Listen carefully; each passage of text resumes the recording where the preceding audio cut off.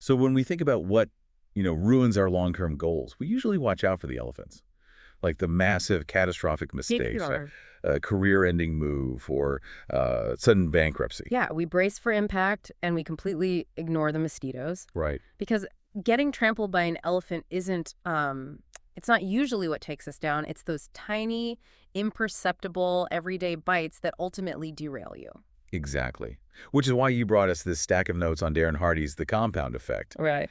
You were feeling frustrated about stalling out on your own goals, so, well, okay, let's unpack this. Let's do it. Because diving into your sources, the mission for today's deep dive is to completely throw out that microwave mentality. No quick fixes. Yeah. We're looking at how the unsexy daily grind predictably creates true high achievers. Yeah, and the core thesis covering chapters 1 and 2 is that the root of all outcomes is, simply put, our moment-to-moment choices. Right, like that classic example from the text. The choice between taking $3 million in cash right up front or a single penny that doubles in value every day for 31 days. Which one would you take? I mean, I would honestly be tempted by the 3 million. Taking the penny requires just an absurd amount of patience for something that yields, what, over $10 million, but only at the very end of the month. Well, our brains are actually wired to prefer that immediate 3 million. It's this cognitive bias called delay discounting. Delay discounts. Yeah, we struggle to value future rewards over immediate gratification. And this is exactly why the three friends scenario plays out so often. Oh, right, where three people start at the exact same baseline. Exactly. One maintains the status quo, another cuts 125 calories a day, and the third adds 125 calories, which is, just one extra muffin. Just one muffin.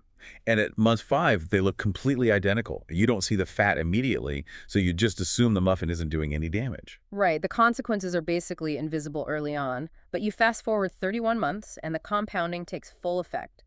The muffin eater gained 33.5 pounds and the calorie cutter lost 33.5.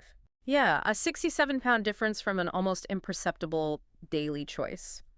So Hardy argues the only way to combat our blindness to these tiny choices is taking absolute 100% responsibility and tracking every single action in a notebook. See, tracking every single calorie in action sounds exhausting, honestly. Yeah. Like, at what point does taking responsibility just become obsessive micromanagement? I mean, it definitely feels obsessive at first, but the tracking isn't meant to be permanent. It's a temporary tool to bring your unconscious behaviors into your conscious awareness. Okay, that makes sense. Moving into chapters 3 and 4, the text explains that once you track them long enough, they actually crystallize into automated habits. And that is when you summon what the author calls Big Mo momentum. Big Mo.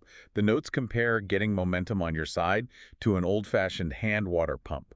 Like, it takes massive, exhausting initial effort to draw the water up the pipe. Yeah, and a lot of people just abandon the pump when they don't see water immediately. Right.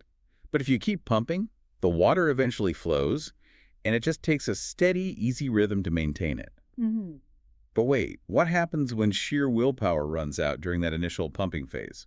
Well, relying on sheer willpower is exactly where most people fail. Because willpower is a finite cognitive resource, it literally depletes throughout the day. So what do you do instead? You have to discover your why power, like a core emotional motivation.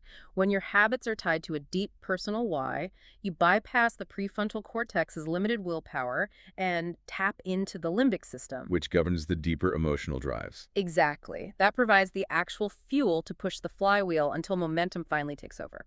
Okay, so we've built this momentum through tracking and tying our habits to emotional drives. But I'm guessing momentum doesn't just exist in a vacuum. What happens when your new habit collides with your old environment?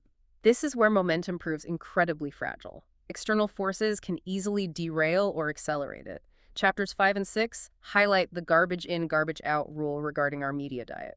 And of course, the concept that we become the average of our 5 closest friends. I always hear that 5 friends quote, but how does that actually work in practice? Like, are we just blindly mimicking the people around us? What's really fascinating here is the underlying psychology. It's actually driven by social norming and mirror neurons. We subconsciously adjust our baseline for what's acceptable based on our peer group. Oh, wow. Yeah, so if your friends consider ordering greasy appetizers the norm, your brain recalibrates to view that as standard behavior, not a splurge. That is wild. But on the flip side, if your influences are pushing you forward, you can actually accelerate. The text talks about these moments of truth. Yes, Like, exactly. say you're lifting weights, your max is 12 reps, and you hit a wall. Mm-hmm. Pushing out 3 extra reps right then is where the physical growth actually happens. Right, and if we connect this to the bigger picture, the math of acceleration means those extra reps don't just add to your success, they multiply it exponentially. Yeah. Doing just a little bit more than expected, right when you hit your physical or mental limit, it changes the compounding curve entirely. So what does this all mean? We started by looking at how your daily, invisible choices build your personal reality. Yeah, there are no quantum leaps. It's just the compounding effect of your daily habits over time. I want to leave you with a slightly different angle to consider based on these sources. If personal choices compound this dramatically over just a few years, I mean, imagine how this applies intergenerationally. Oh, that's interesting. Right. Are the tiny, seemingly insignificant habits you are modeling today compounding into the culture of your family or your community decades down the line? Definitely something to think about.